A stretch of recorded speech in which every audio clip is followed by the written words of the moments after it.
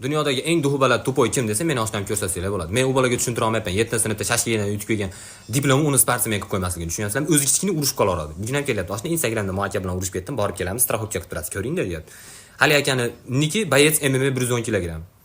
Profiliga 3x Aziya chempion deb yozib qo'ygan. Oxirgi marta qo'ygan posti 150 kilolik toshdan bunday qilib ko'tarib turibdi aka.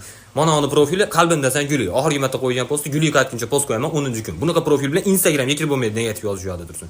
Tushuntira olmayapman. Qanday qilib men yana turib erkak kishi hech qachon zadni bermasligi kerak. Meni shiorim deydi. Agar bugun shu shioringga amal qilsang, ertaga amal qilishingni hojati qolmaydi shu. Ertaga senga kerak bo'lmaydi. Men qanday qilib strahobga qilib turaman?